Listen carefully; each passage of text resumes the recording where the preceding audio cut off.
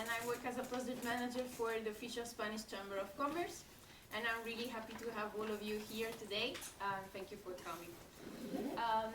So today we are going to, the idea is to create connections more than anything else. And so the idea to create this connection is to present the final results that we achieved with the one Erasmus Plus funded project that I'm going to present you later. But first of all, let me present you. Okay, all the panelists that are going to present today, including me. Vincent Panels, retail influencer and lecturer here at the UCS school. And then it's going to be me presenting the project. And then it's going to be Aurélie Layos, project manager retail at Hub Brussels. Nicolas Tijon, retail development consultant at Hub Brussels. Katia Giovannetti, account manager new exporters at Hub Brussels. And Kiel Sterks at Iniso, retail expert. Presentation. So I'm letting the word to Vincent to start with the international state of art of retail sector. All right.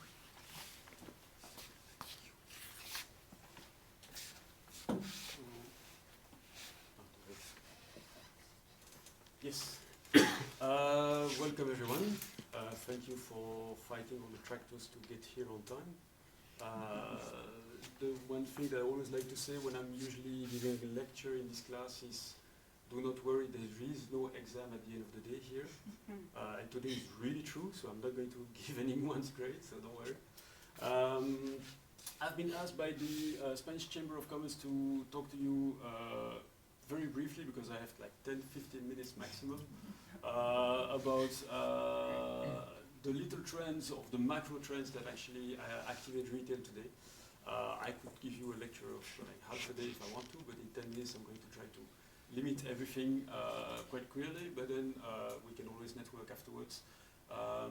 Then afterwards, quick overview of what a startup or a SME can do when they want to go international, because there's lots of questions that come into mind.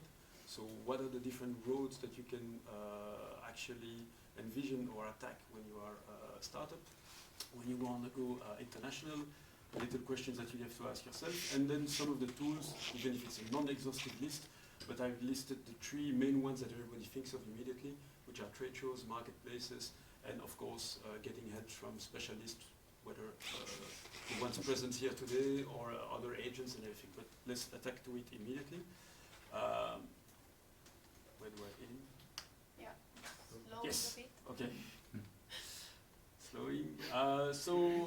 Imagine that if you have to navigate in retail today, you have like this big vessel, and you encounter a lot of different macro trends right now currently in the world.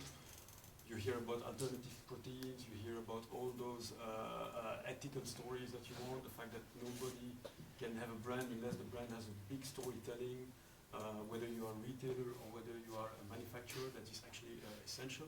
But you can actually summarize the story in the fact that right now all those trends are accelerated with the repetitive crisis that we are experiencing, sadly. We had the COVID, we have the conflict of Ukraine, we have now the conflict of Israel versus Palestine, we have inflation, energy crisis. So far, all those different trends are actually enhanced. So this is something that we always have to imagine and insist on. A trend is not something that appears from 1st of January till 31st of December. A trend is something which is dormant, starts to grow, continue, and then is sometimes enhanced due to a crisis. When we had COVID, everybody wanted to go local, everybody wanted to get more attention to their health and everything, so that was the enhancement of COVID. Now with the inflation, we're going back towards like more cheaper solutions. So as you can see, crises are usually, as we call them in the sector, catalysts of different trends. But if you want to sum up the entire story, and I managed to put one French word, my apologies, I thought I was putting everything in English. All the major trends today could be summarized in three major points. One, which is the digital transformation of retail in general, because not only the consumer gets more and more digital, but all retailers become more and more digital. which give us the opportunity to go omni-channel, opti-channel, be delivered at home, get information at home, you know, so far on different products, where they are manufactured or not. Of course, big focus on health, and that's where all the stories about alternative proteins, alternative lifestyle, because people become flexitarian, people become more vegan, or pay attention at least to avoid certain type of food. And then of course all the ethical side, so the corporate social responsibility, where you hear many more stories that now, for example in fashion, it's always best to have bio cotton, or no longer the waste afterwards. Fast fashion is pointed out with the finger in certain parts. In retail, we experience it right now. Of course, we are talking about le prix juste, so having a right price for the farmers. This is what they are, of course, complaining right now, unjustified. But you could really summarize all those different satellites of trends into these three major conglomerates: health, digital transformation, and CSR. And if you add on top of that the fact that you have all the crises, you can add the fact that the one who wants to be successful tomorrow has to be resilient. So you're going to have setbacks, you're going to have doors smack in your face, or bad surprises, because a new crisis might rise. I mean, now everybody's betting on the fact that aliens are going to come at some point. So it's not unheard of. It wouldn't be so surprising, to be honest, with all that we knew so far. But that will make for sure that you, as a business owner, as a startup, you need to be resilient, and you need to be agile and flexible to completely overthrow your plans at some point and just change them in the right direction, in a new direction. Now, of course, when you are a startup and you say, okay, I started in my basement, in my backyard, in my garage, whatever, everybody starts small, but then you have all those questions as soon as you want to start internationally. What am I going to do? Who am I going to call? Which buyer can I call in France? Which buyer can I call in Germany? How do I go there? So those are all good questions, obviously, but instead of going in all the directions, what I always notice is that startups need to ask themselves one right question: is, am I ready? That means, am I ready to go abroad yet? If I go abroad now, does it mean that I wouldn't be able to produce more compared to what I'm producing today? Because I would expect that the demand in Germany, in a bigger country, will not be the same as the one in Belgium, same thing for France, or other examples that we can find. Will I still be able to attend my current market if I go and start disperse all my efforts in different countries? So that's one of the major danger as well of a company going abroad. And of course, and that is one thing that I always notice that buyers always insist on, and sometimes startups are very naive when they try to go abroad using different tools, which I'm going to see, is the logistics that you're going to use. One of the things they always believe, okay, yeah, sure, as soon as I meet Carrefour Belgium, he's going to buy me a container, and then Carrefour is going to do everything magically and put them on the shelves of Carrefour. That doesn't work this way. That doesn't work in Belgium, that doesn't work in France, that doesn't work in Asia, that doesn't work in any country like this. So you have to think of the logistics that you're going to use from your factory up till the shelf, even maybe up till the plate or the closet of your consumer. So that's, first of all, who are you going to call? Yeah, okay, so those people are here, those specialists. But you have mainly different roads that you're going to choose. One of the roads that I always like to insist on, I was putting this slide for startups which might be here. I don't know if we have many, but okay, I'm just going to assume that there are. Like one of the major questions, and I invite you to discuss with people of Uniso or Hub Brussels or FIT or AWEX if you are, depending on the region that you are in, is will you go and work with agents or distributor in another country? Because there's a huge difference. And there's also a huge difference in culture for certain country, and also in terms of vocabulary. Because for the UK, for example, I can tell out of experience, because I was an agent in a previous life. For them, they really confuse in UK between an agent and a distributor is almost the same for them. They don't understand the fact that an agent is not a client. An agent is someone who actually is going to put you together with a client and is going to get a commission out of the deal that he's going to make. So of course, that means that once he gets his deal out, his work is done, you should pay him. A distributor, he is your client. He is the one who's just going to buy a product and sell it for you.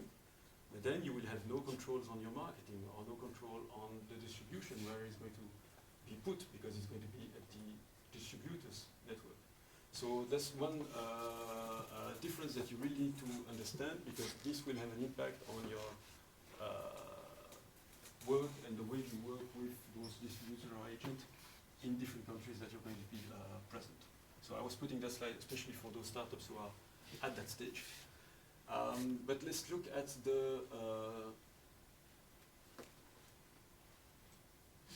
the different tools that immediately people think of. Trade shows and events. 2 days ago, I was in Germany for the ISM, the big confectionery market. And I did see that, still the same questions that I get from people who are there for the first time. Am I on the right fair? Did I choose the right one? Did I choose the right event? So when you go for those big major events, you just look at what are the relevant events in your industry, and those are the ones that you need to attend, basically. Now, before you exhibit immediately, you can always go first, the first time that you go, just as a visitor, just to actually have a look and feel of what's going to happen.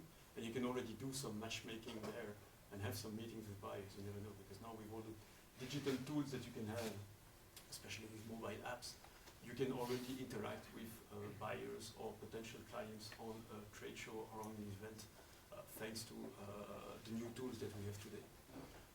What I always say as well, and that is something that I noticed, this is why I put this drawing, because it's very, it speaks for itself. In many cases, what happens, someone goes to a trade show as an exhibitor or as a visitor, is not prepared, and it's a bit like the fisherman in the middle of the sea who's just hoping for the fish to come and bite. That is one thing that they don't foresee, is the fact that, the fish is not going to bite by itself, so did they use any bait? So did you have your profiles on the matchmaking apps? Did you advertise the fact that you were going to be present or not at that trade show as an exhibitor or as a visitor?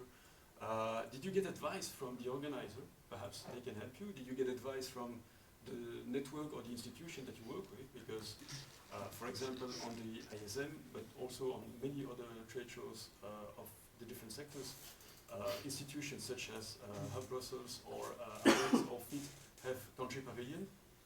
And we are lucky because in other countries they have one country pavilion. In Belgium we have 3, because we have our 3 regions. Sounds silly, it looks silly, but at least they work together when they are internationally active. So that's the good news. And actually they are quite efficient, because it's, as a startup, the best advice that I can always give is when you go to a trade show, don't go just by yourself and with the most expensive stand that you, or booth that you can think of, but just go on the country pavilion, because what happens, you get the traction of the other routiniers or experienced people who are there, and on top of it, the country, your country pavilion organizer, AREX, FIT or whatever, you already have buyers coming in, because they also send the invitations, and then they also can give you the pointers of who to meet and organize actually really an efficient solution for you, because don't forget that logistically trade show is important for you to stay fresh and not to disperse yourself everywhere. You just have your standard booth, and they have also the meeting rooms plus all the catering which can be provided on those country pavilions. So that's one thing. But I'm also always I really like that picture of the fisherman, because I'm just always emphasizing the fact that you are not the fish. Because one of the main points of those startups is to say, but if I go to one of those big trade shows, because we're talking about thousands and thousands of visitors for the major ones in the food sector or in the fashion sector or whatever sector that you can think of, and they always say, but I'm like a small fish in the sea. Actually, no, the fish is the buyer that you want to get. You are the fisherman, you're the one hunting. You just need to use the country pavilion, the advertising, all the bait that you can use to actually attract those species. into your pond, and that's how it works. It's not the opposite. So, second tool that you can think of, marketplaces. Alibaba, Amazon, they have B2B solutions. Now, at the same time,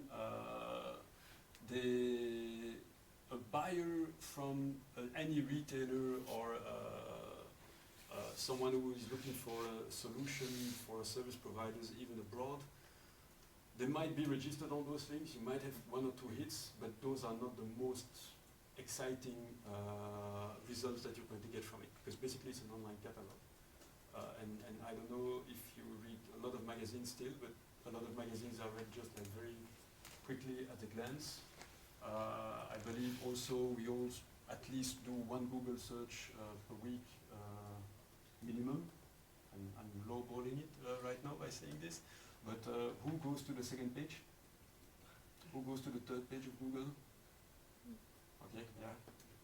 Everybody knows the say, right, that actually if you want to hide a dead body, the best place to hide it is on the second page of Google search, because nobody's ever going there. Well, that's the truth. Same thing for those online catalogs. Nobody is going to get there, especially that they have problems with security issues and things like that, because as soon as you register on those things, they know that you're a manufacturer. Even I get a lot of requests about, people want to buy my product.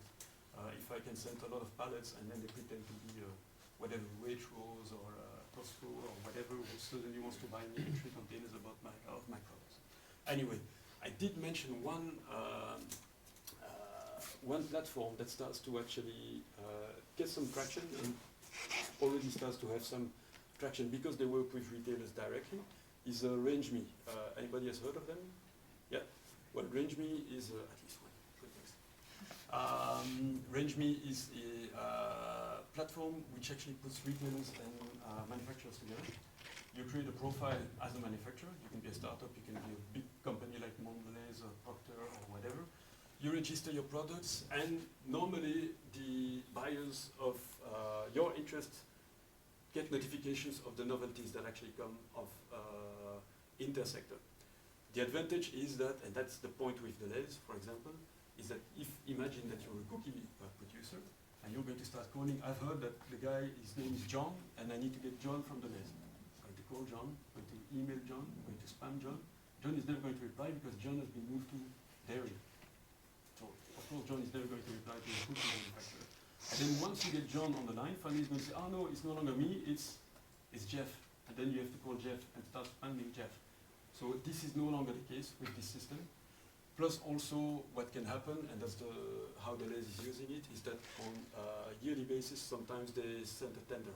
I'm looking for new Belgian products in wine sector, for example, or in the cookie sector, or in whatever sector. And so then you can be aware that there's a tender call for certain products that are new or that will exist in the shelves, and perhaps that you can actually apply for it. So again, trade shows to me better traction than marketplaces, but don't ignore the marketplaces, especially RangeMe, who starts to be a bit more active.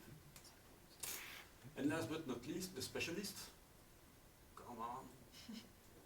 Yes, the specialists. So specialists have different shape and sizes. You can have a simple, the luck of finding one distributor, for example, in Italy for your product, who has a good network and who is interested in your product, and it will match because you're a small company. For example, I know I just wrote recently an article about Hoftendormaal, which is a small farm brewery in the region of Flemish Brabant in Belgium. He found them luckily on a trade show. He met an Italian distributor, and it works perfectly because he's not going to send containers. He sends a few pallets per year. They're happy. He's happy because it's a small localized person. But then for those who really want to grow, of course, they will want to work with agents, perhaps that you can find one on those matchmaking sites or on those big events. But I always advise, and I'm not paid to say this, I'm just saying it because I always say this, but you can actually work with people like AWEX or FIT or Hub Brussels in our country, because those are the ones which are well paid for it, but also organized. They have a network, the knowledge. They already have country pavilions on different events. So they do have the system, but then you have also others who are not, let's say, government-based or government-subsidized, who do exist. Special agencies, I give you one or two names here, like Sutralis does France, Green Seed is also a bit active in Europe. You have the official Chamber of Commerce for Belgium and Luxembourg in Great Britain, who is actually an independent institution. So you have different places where you can go for the same type of services, meaning get help with sorted out your VAT number that you might need there, or an address, or at least a postal box to be set up there, and get actually invited to different events, networking, and actually hopefully make for you meet your potential client or business partners there.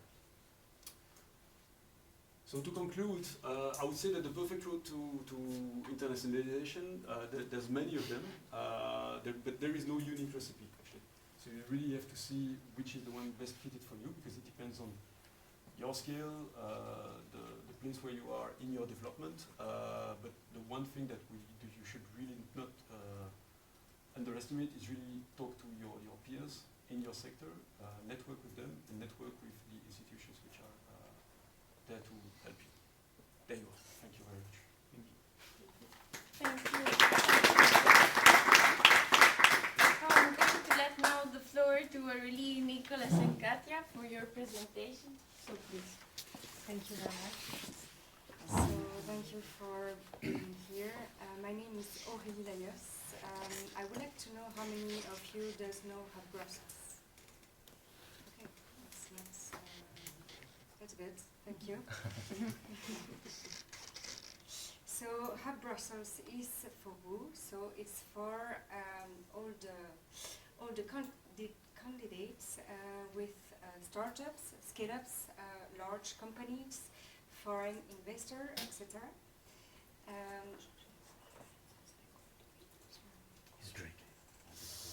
So this is a regional public organization dedicated to fostering economic development in the Brussels region. And so what do we offer? What are our missions? So we provide support and advice at our beneficiaries. It means that we offer a range of free solutions and advice for startups, scale-ups in Brussels and beyond, as well as services focus on strategy, financing, clustering, and internationalization. We also provide local and international development. So it means that we start from the initial idea to the actual implementation, making the process smoother for the entrepreneurs. We also assist companies which want to export their product of services outside the region of country. And additionally, we encourage foreign investments in Brussels. My colleague Katja, just over there, will talk about that later. Brussels also supports studies, economic studies in Brussels, and then give advice to the government. Here is a map of all the departments we have at Hub Brussels. And so Nicolas, my colleague, just here, and me, we are part of that department. And Katja is part of that department. What about the retail team? Oops. Yes, sir. So the retail team can offer personalized coaching to boost your retail business. It means that the coaches, the experts, follow every steps of your commercial projects from the idea to the realization. And how can our coach assist you with your business? So it is depending on the situation, of course, but we can help you positioning your commercial projects. we can use our expertise to help you identify the neighborhoods which will best host your projects and verify if your business, if your commercial space, sorry, I'm losing my words, and verify the commercial space you are interested in. We also provide a personalized retail tour to discover the characteristic of the neighborhood. We put you in contact with the various economic players of the region. We support you with a lot of things, different things, from A to Z of your business. And so this is it.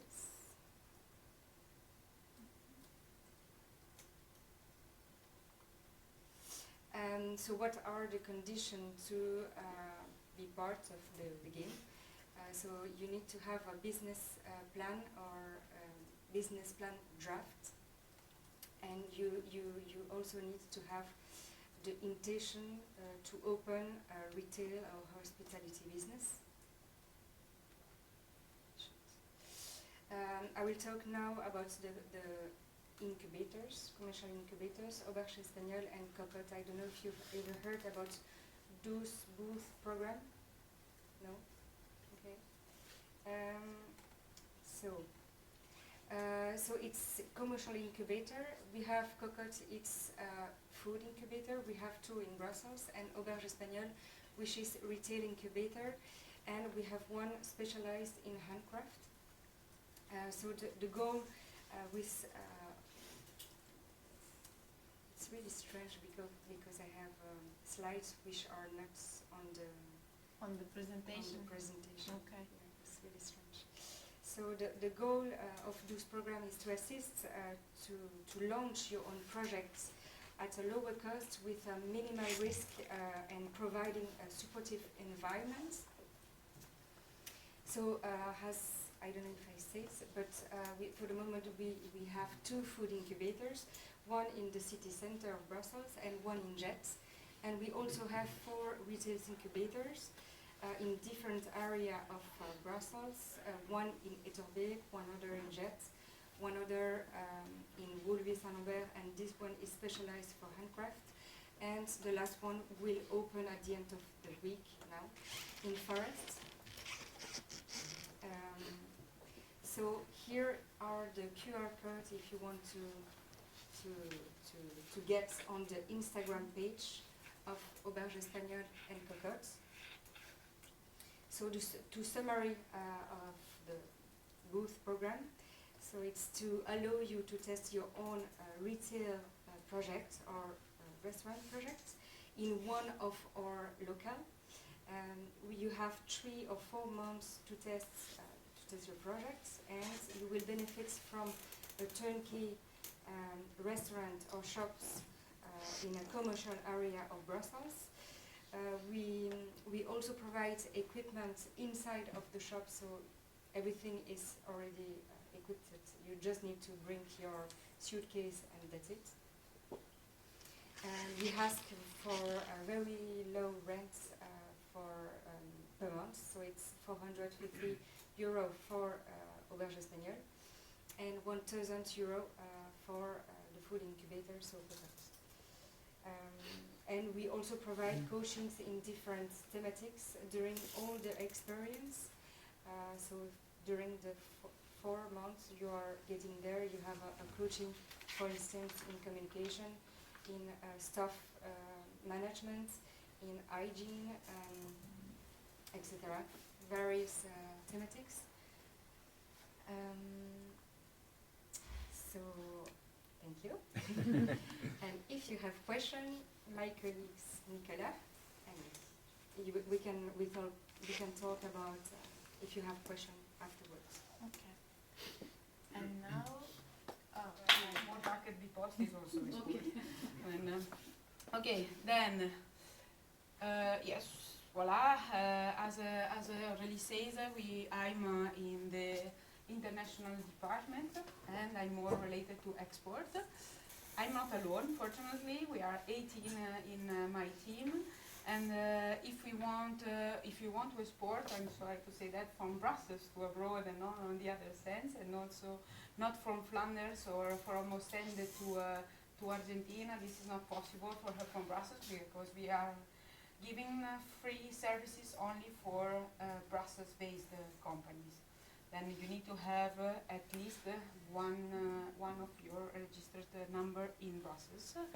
Then, yes, I want to say we are 19 people.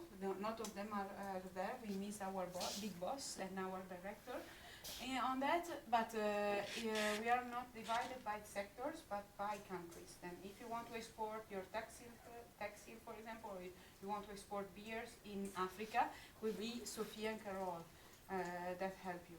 But it's the same if you want to export, for example, in UK for the practice will be Geoffroy that help you. It doesn't matter which kind of sector you will be. More one person, one region, more or less. And at the same time, all of us are based in Brussels. We are traveling quite a lot, but we also have 88 people around that are our economics and commercial counselors help us. Then, for example, you want to find a distributor or agent, as we say before, our counselor can help us from Brussels. That doesn't mean you need to travel directly to New York, for example, to sell your bicycle or to sell your sunglasses made in Brussels, for example. You can also do directly from Brussels. As a new thing for 2024, we are organizing a big seminary. They are coming all in Brussels. Then the last week of May, you can also make them for free and to ask advices, how we can say, advices. Not only to go abroad from Brussels, but also if you want to open a new company based, for example, in Milan, in Paris or even in South America. And how do we do something? Then I'm a specialist. I need to say something before here. All of them are my colleagues and me. I work with Florence. And we are in a special program that we call in French Né-Exportateur. It's only for people that want to export and are really in the early stages. And it's really for, if you have already sent 5 containers, it's not my business in somehow, it's more business from Carol, Guilain or Caroline instead of me and Florence. Then we are more on sensibilization. How we do that? We make like individual and tailor-made supports. Then I will explain you more in details. We have tools and information as we are shared for free.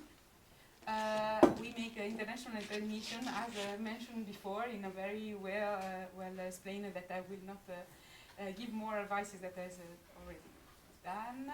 We have events and networking session, and this year we have a small little baby. The Export Accelerator is the first one in Belgium. Even Fita Wex didn't have this idea, and I will explain in more in detail what does it mean, this small baby for 2024. Voila. For how we say tailor-made support, we are not in design somehow, but we are more about giving specialist advice on what is your business. If you're exporting food, it's not the same as you have a device.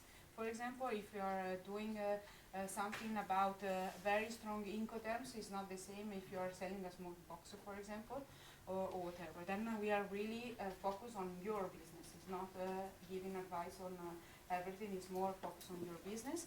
And we are also helping you to have a successful pitches, not only in English, but even in French or in Flemish. Je roule le R, but I don't speak Flemish, then I will be not with me, will be with Florence.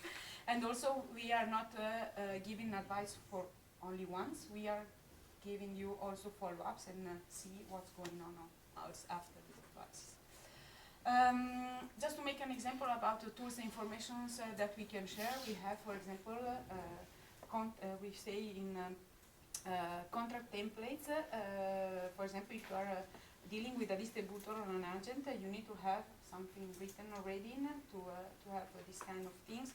And we have general terms, conditions, invoices, and already done in French, English, and Netherlands that you can download for free on our website. the website is always Hub from Brussels, and it's quite easy. And yes, we have procedures of VAT and so on, but we are explaining also that on our seminars. The International Fair Mission Abroad, I will not say even more that is already said before, because it's really complete what Vincent said. The only thing I will say is that we also organize a visiting economic mission with the Princess Astrid. The next one this year will be in Norway, focus on artisanat, how we can say handcraft. And the next one it will be in Brazil. Next year, 2025, United States. And the second, India. And India. Always with the presence of the Francis. And yes, we have a lot of events and networking section. The best one for me will be the export talk shows. Then I will suggest you have a look on YouTube, because we are recording that every time, and we also probably will be one of our guests probably next time if you are exporting from Brussels to abroad, or if you want to learn how to export and to have many advices from other entrepreneurs. It's not her from Brussels here that on the dance floor, is more the entrepreneurs on that, and we also make a gala night once a year if the budget permit us, and the government, because we are a government-based agency. And this is our last baby of the year. We have an Explorer Accelerator that is for 10 companies selected, and is the 18 months of coachings and trainings and professional meetings, and it's more how to export, and is really tailor-made. To give an example, we have people from digital sector to handcraft and food in the middle.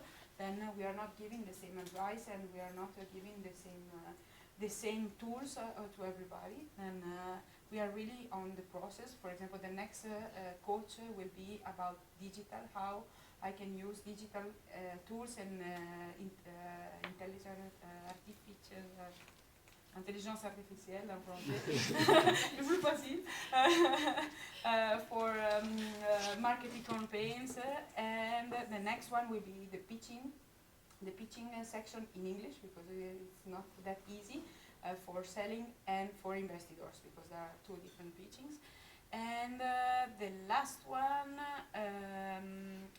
yes, they have trainers making their own export plan for all the year. Then they are going on market on. Voila, I think I have done my Italo-English speech. Then if you need any advice, everything is for free if you are based in Brussels. We are two. My colleague Florence speaks even Dutch. Then if you need some advice, feel free to contact us. Or if you want an invitation to our export show, the next one will be March, I think, then feel free. Thank you, Katja. Thank you very much. Now, if the presentation is correct, we are going to host Kiel's text for his presentation. And welcome, Kiel. Thank you. The layout switched a bit, I think, but no worries. It's just yeah, exactly. It's just a small introduction about Uniso and what we do for independent entrepreneurs and SMEs. So what do we do for independent entrepreneurs? It's to advocate them. So we advocate their rights with local, federal or European governments to advocate their rights and to support them in legislations, etc. But we inform them also about new legislations, of new trends in retail, even in subsector, like specifically for food retail, for example, or for fashion retail, etc. We advise them. We go on the road with them and advise them very practical, with practical tips to hold their hand and introduce them in several topics that are relevant for their business, to maintain and to grow their business. and to connect on a national but also on an international niveau to give them the opportunity to build a network to make their business grow. Yeah, the chart fell away, but we represent in total a total of 110,000 SMEs and independent entrepreneurs in Flanders and Dutch-speaking entrepreneurs in Brussels. That's a difficulty of Belgium, like you already said, and 13%, 15% in the meanwhile is of the 110,000 members are retailers. We are organized on a national scale, so for the whole of Flanders, that's where I work. I coordinate the retail, our retail department, but we have in all of the 5 provinces in Flanders, we have our directors who go local and who go on a local scale to the local governments to help on a local scale the entrepreneurs with these local problems that go under the radar on a national scale, but we go into them on a local scale. Yeah, the 2 main businesses relevant for this occasion, for this afternoon, is Unizo Retail. That's where I'm responsible for. We organize networking events, but also the inspiration missions in Belgium, but also abroad. We have master classes, coaching sessions, etc. And we provide them with a network, like I already said, in Belgium.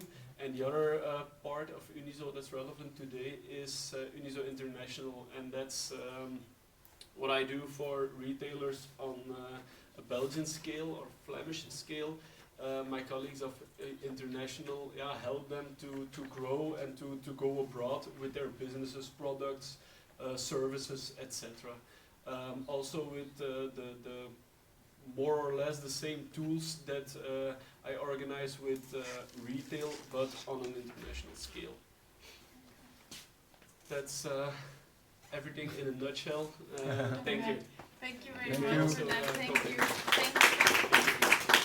So really thank you to all of you for these presentations, and thank you for accepting some Esperanto. You know, public speaking sometimes can be somehow tricky on an emotional level. But I would like to invite all the panelists back to the seats, so we can start maybe with the final session for the round table, and we can start to ask some questions then. I will start. So to high spray, I can give you a turn. I can give you a turn. And then, of course, all people present in the room are invited to ask something if they want to. So we were thinking to ask, for example, starting with Vincent, if, for example, you can show us and tell us about some successful SMEs who have internationalized, and you can provide us some good examples of something that worked in the end. Yeah, well, there are several examples that I could mention. The first one that comes to mind is I don't know. Does anyone know here? I would expect the brand Jimber. Yes. Yeah, of course, obviously.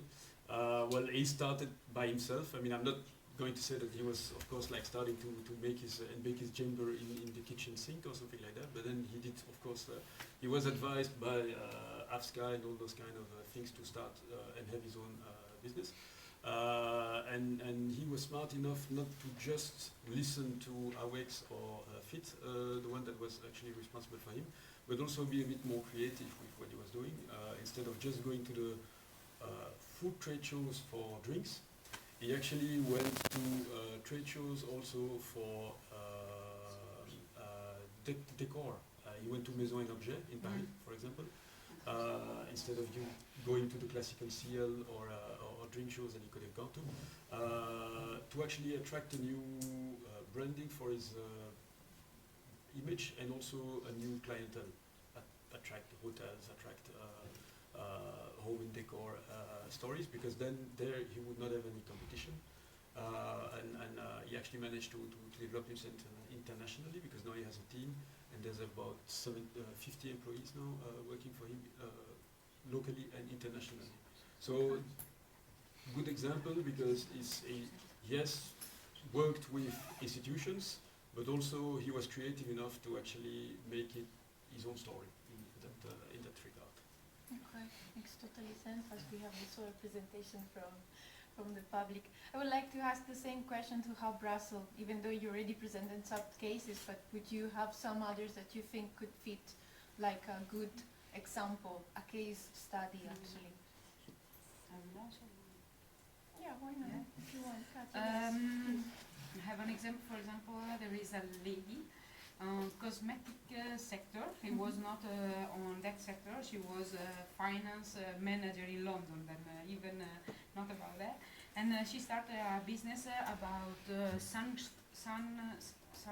creams for young children. Okay. And in 2 years, she is exporting 14 countries, and she's doing by herself everything. And she started with the e-commerce.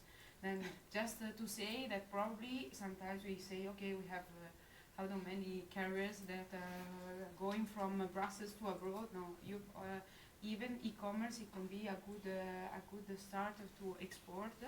Even this lady, and the mark is Odi Skin, is not probably really known because it's Brussels based, and she is also selling in many bio markets in Brussels and around Belgium, not only in the other 14 countries.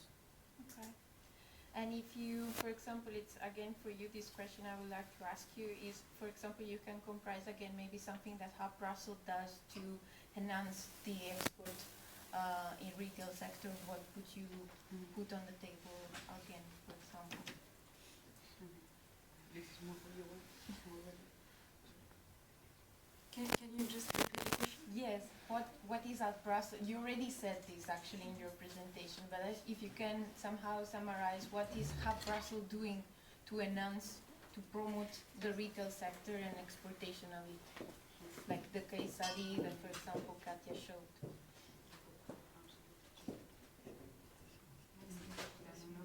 I will answer again after a more French speaking here.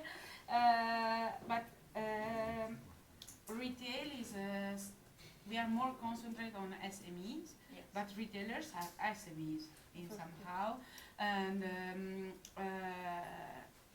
we usually say that it's a good option to have good distributors, and your brand will be abroad in a quite easily way. Or otherwise, we can help you to open pop-up stores. For example, with the Brexit, we have a huge subsidies for the pop-up in Piccadilly Circus, focus on handcraft, food and beverage and design. Then they have 3 months of exposition and to sell their products abroad. It was one shot, it's already done because the subsidy is finished. Or otherwise, we also suggest in general to have a franchising. If your concept is going to be good in Belgium, for example, and you want to have the same type of retail in Paris or in Italy or in Greece, you can reproduce that, as we say in French, effet boule de neige. In that sense. That's a really good even, one. Even we are always looking for the sun, but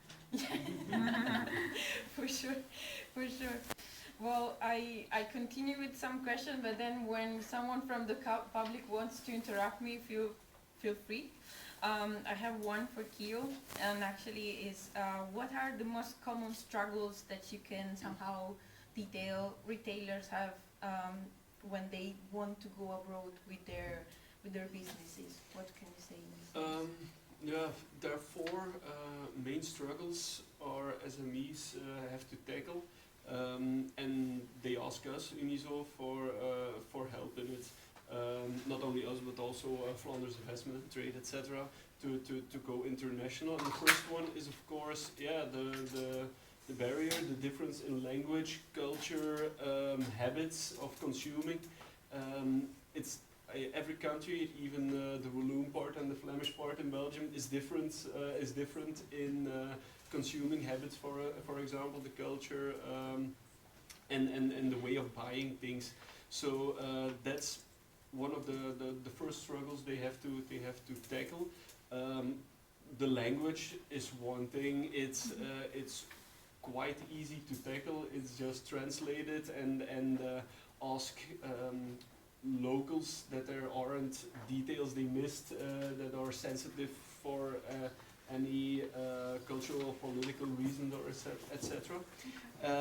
And then the next step is the market penetration. How do you communicate and contact new customers in these new countries you want to develop your business? Is it same way like in Belgium? Probably not.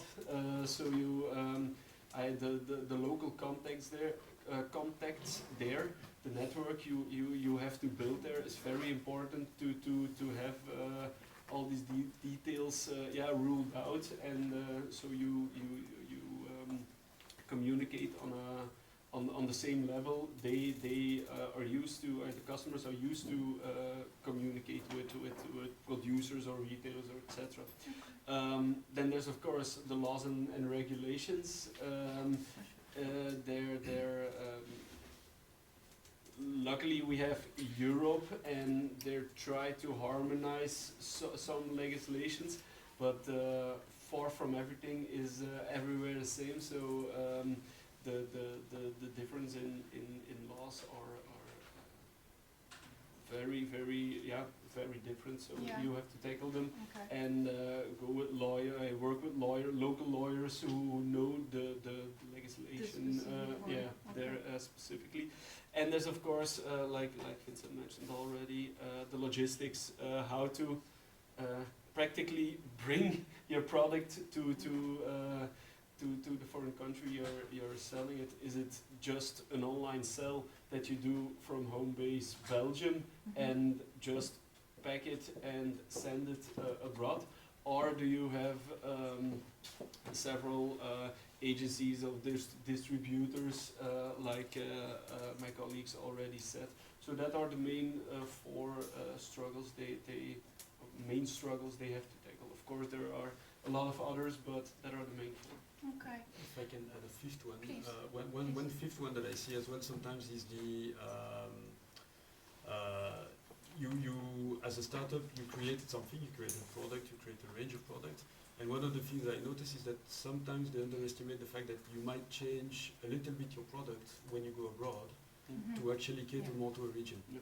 I'm talking about recipes, I'm talking about colors when you are in fashion, for example. Because for example, if you are in let's say confectionery sector, the examples are near because I just went to the confectionery show in Germany. But then I could see that actually if you want to export to Asia, a lot of them just change the recipe and have less sugar, because like in Asia, in Southeast Asia especially, they will take less sweet things. If you are in the apparel sector, in fashion, if you look in Belgium, we are quite traditional in terms of colors. Except the Latins who are with red jackets. Here today everybody is kind of... It's more communist this one. But then in other countries they like maybe more flashy colors, and you can actually see when you look at the range of someone on a trade show, is actually you can see this range is more for Latin America or for Asia or whatever. So don't be just hung out on the fact that you have the perfect product existing. Be open to the fact that you need to maybe adapt your product a little bit to To the local habit. Exactly. Don't just be hung up on the fact that my product is the best. It sells automatically, and it will be automatically sold in another country. That's not the case. But even the packaging and the labels, because if you think about Germany, they want the labels in German. Otherwise, they're not buying somehow. That's local legislations. Exactly. You have to adapt. You don't have any choice. You just have to adapt to explore those markets. Yeah. Actually, I had one last question that I wanted to connect to what Kiel and then all of you started to take ownership about. If Mom Europe is protecting us, then what would be a question we will make to politicians to make internationalization easier for retailers, for example? Change the politicians. Yeah, I already mentioned with the EU we have a harmonized market, Yeah. but not every legislation and law is harmonized. So we do have to take big steps to harmonize the surrounding, especially for surrounding countries. But that are the most common used foreign markets at first. Especially for Belgian retailers, and yeah, we have to intensify this harmonization. Yeah. And the second problem is that a lot of countries, when EU have a new law or legislation, several countries, like Belgium for example, they're championing, we're gonna gold plate it, we're gonna intensify it and make it more strict for Belgian entrepreneurs than the rest of Europe. But that's a competitive disadvantage for Belgian retailers. Yeah. So also the harmonizing that gold plating isn't possible anymore. And a third one is that we see that the main focus of Europe and Belgian legislation are the trendy new sectors and new, relatively new, like IT, clean tech, pharma, the big shots. Okay. But they forget the handcrafted retailers or handcrafting retailers or little subsectors in retail or retail in general even that a bit put aside instead of the big ones, and they don't need to focus on that. They have to don't rule them out, but include them in the legislation, in promoting the sectors, etc. And if we can tackle those three struggles, then it's a big step forward to internationalize our Belgian retailers. Yeah, sure. I don't know if you guys want to complement what Gil said with something. It's very difficult to answer to Yeah, this it's question, really difficult, this one. even this year, because we have too many elections. Yeah. Then it's very difficult to answer, and we are, in my case, I'm the last person on the pyramid, and I cannot answer on that. Yeah, And you I know don't it, and you own it. Yeah, sure. I would just say vote intelligently in June when we Yes. have to vote. But the thing is that we have to see that the best way is, I totally agree with what Gil was saying, is that federations are there to actually defend retailers and manufacturers, and this is what we have to leverage on. I mean, if you Protect. I'm just going to mention that example because he was just so crying when we had in Belgium one guy who is actually today candidate prime minister, who a couple of months ago said that he was dreaming of a Belgium without e-commerce because it was only about nightlife, working at night for those poor workers and all those kind of things, and it was just exploitation of people. You can tell that with this kind of mentality, that's the kind of politician who is totally detached from the reality. So that's why we have to educate not only the consumers but also educate our sometimes stupid politicians who are not understanding actually what is the reality of the format. I wouldn't say don't count on the politicians, far from that, but then as a SME you have to be able to just be, as I mentioned in my presentation, resilient but also inventive enough to not just hope that they will take the right decision for you. You have to force it out. That's why they're entrepreneurs and not. Yeah, to advocate for your own self, for Exactly, your own yeah. business. Yeah, the resilience part is also really interesting. I don't know if someone from the public wants to submit some questions. If you have one question for our panelists, please. I have one comment for Vincent and then two questions for Katia. Can I skip? My name is Pilar Muñoz Elena. I'm based in Brussels, but I started a small entrepreneurship project of olive oil. Okay. Actually, is the olive oil that traditionally was consumed by my family. So it's a small production, but very, very good quality. Yeah. So one comment about what you said about the fairs and participating in fairs and events. I totally agree what you said, because we participated in Rotterdam in a gastronomic event. So we were there, like, I was like defending my boat, and I was there like, let's see if someone passes, and grabbing people a bit to explain about my product.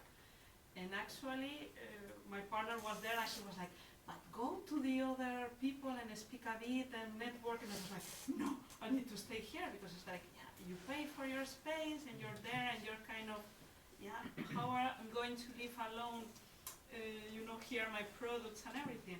So makes sense what you said, like really go as a visitor and just, exchange and, yeah, I think you get more free. But when you are in your spot and you need to be there the whole day, it's exhausting. Yeah. And yeah, in our case, yeah, it didn't pay off. Yeah, maybe because it was also our first experience. Well, first experience is difficult, but for the next experience you've learned it, but then you just target the other olive oil producers or people who are in the same thing, because then potentially the same buyer that you are interested in might go to their booth, so that's why you need to target them. And if not, you can always use the technique that I know some, let's say, old dogs use as salespeople, is see where is the coffee machine and where is the beer tap. Because that's where you can see, like, we got a booth and arrange, maybe you have olive oil, but maybe the next booth is selling bread. Maybe you can offer bread and olive oil and the mix, so that when you get a client which is interesting, send them to them, send them to you, these kind of things, and network that way, and get a certain experience for the buyer who comes in, who will then get his coffee, his beer, or whatever. That's how it works. It's a big market and network. And the toilets. Toilets are As there is different always a themselves. queue, it's the best network in The Malta. best network I always see is not by Hub Brussels or by Fit, but then AWEX. Yes, they Since always the give issues beers. at 4:30, they start the beer tap, and They have more money than us. it works very well, because that's where you know that as people can go, and then they start exchanging people, and that's also where, for example, exchanging addresses, and that's where sometimes you have the buyer who's talking with someone, meets another one, and the other one says, hey, Phil, hey, you know what, this one maybe you guys need to meet, and that's how it works. So drink a beer and go pee. And also Okay, the opposite. I'll take notes. That's actually Thank you. And then for Katja, just Yes. very brief. So I understood in our case, because we are not based, company is not based in Brussels, we cannot access to Hub Brussels, but I would like to ask you if you have examples of companies that naturally, their products is not Belgian, but are based in Brussels and you Yes. help them. And also in your cases of Cocotte, and so if we could like somehow not being part of the network, but somehow partner with all those hospitality places that are that may be interested in our product that is really premium and limited edition, like biodynamic, is really very, very natural and sustainable. But you don't have like a restaurant concept. You just No. want to sell your products No. to the. No, because we don't have to the the volume for a retailers. shop. So in that case, we advise you to contact, to get in touch with the retailers, the restaurants, and to make your own presentation and to sell your products by yourself. But you mean the ones that are part of your hub? Cocotte, Cocotte. you was talking about. Yeah, Cocotte. yeah. Yeah, but at the same time as we are a public agency, we are not. We are getting people together, but we are not authorized to give this kind of contacts. But you can always come to network with us. That is the best thing, because we are quite strong to have events, and every week in Hub Brussels on the ground floor you have events. And just everything's for free. Then it's our Belgian taxes. Then it's the moment. It's the moment to get something for free. And you network and you come with your olive oil and with your card, and that's it. It's the same as Awex, the PNP, it's the same. The same. And the first question that you asked me, yes, we have companies that, for example, have businesses abroad. For example, the carpet from Turkey, and they are imported from there to Brussels, and to Brussels exported to another country. That is always possible. You just need to have a VAT number based in Brussels. That's it. It doesn't mean that all your production and your structure need to be in Belgium, because it's more about VAT number. Okay. Only one small, even independence complémentaire is good for have free advices in urban Brussels. Yeah. Thank you. Are there any other questions? Do you have other questions? Otherwise, I think we can start to have a glass of wine. And thanks all of you for your participation. Thank you very much. Thank you.